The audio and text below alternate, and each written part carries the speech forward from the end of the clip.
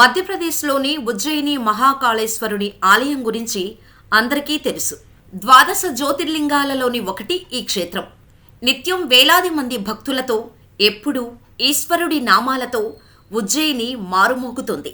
కొన్ని లక్షల సంవత్సరాల నుంచి ఇక్కడ పరమేశ్వరుడు పూజలందుకుంటున్నాడు. ఈ ఆలయంలో ఉండే ఈశ్వరుడిని దక్షిణామూర్తి అని పిలుస్తారు. ఎందుకంటే ఈ శివలింగం ముఖం దక్షిణం వైపు ఉంటుంది. ఇలా మరే శివాలయంలో ఉండదు.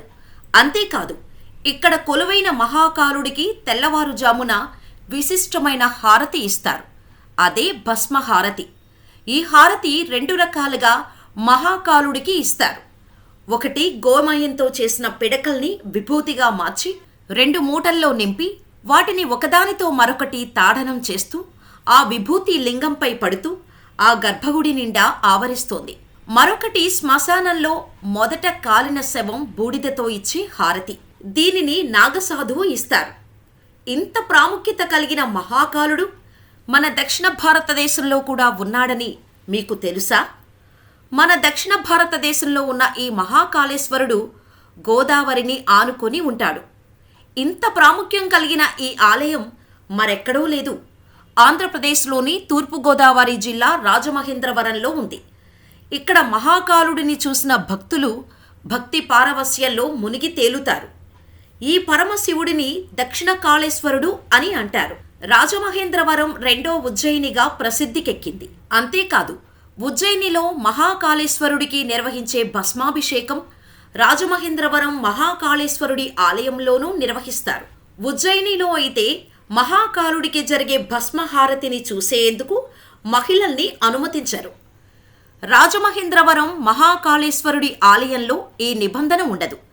మహిళలు సైతం చూడవచ్చు. ఈ ఆలయాన్ని పశ్చిమ గోదావరి జిల్లా నరసాపురానికి చెందిన వాసు అనే శిల్పి అద్భుతమైన నమూనాతో రూపొందించారు. ఈ మహాకాళేశ్వరుడి ఆలయ నిర్మాణం భూమి ఉపరితలం నుంచి 55 అడుగుల పునాదితో అత్యంత ఆధునికత ఉట్టిపడేలా చేపట్టారు. ఈ ఆలయం గర్భాలయం 109 అడుగుల నిర్మాణం. అంతేకాదు, 75 అడుగుల ఎత్తైన 4 గాలిగోపురాలు, 50 అడుగులతో అతి విశాలమైన 4 మండపాలు, 55 అడుగుల ఎత్తైన 4 ధ్వజస్తంభాలు, 4 బలిపీఠాలు, 4 త్రిశూలాలు, ఇక్కడ ఉన్న 4 నందులను తిలకించారంటే భక్తులు ఆనంద పారవస్యంతో మునిగి తేలాల్సిందే. గర్భాలయానికి 4 వైపులా గుమ్మాలతో ఆలయాన్ని నిర్మించటం ఇక్కడ మరొక విశేషం. 32 ద్వైత, 32 అద్వైత ఆలయాలతో కలిపి మొత్తంగా 64 ఉపాలయాలు ఆకట్టుకుంటాయి. ఈ ఉపాలయాలను దర్శించుకుంటూనే మహాకాళేశ్వర గర్భాలయంలోకి వెళ్లేలా ఆలయ నిర్మాణాన్ని చేపట్టారు. రాజమహేంద్రవరం మహాకాళేశ్వరుడి ఆలయాన్ని ఇక్కడ నిర్మించటానికి కారణం ఉంది. ఓసారి ఉజ్జయిని మహాకాళేశ్వరుడిని దర్శించుకున్న rotary club charitable trust chairman పట్టపగలు వెంకట్రావు అక్కడ ద్వాదశ జ్యోతిర్లింగ క్షేత్రమైన మహాకాళేశ్వర ఆలయాన్ని సందర్శించారు.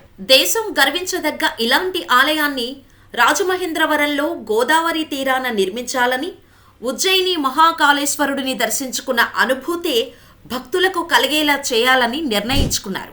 పవిత్ర గోదావరి నదీ తీరంలో గౌతమి ఘాట్లో 2 ఎకరాల విస్తీర్ణంలో అత్యంత సుందరంగా మహాకాళేశ్వర ఆలయం రూపుదిద్దుకుంది.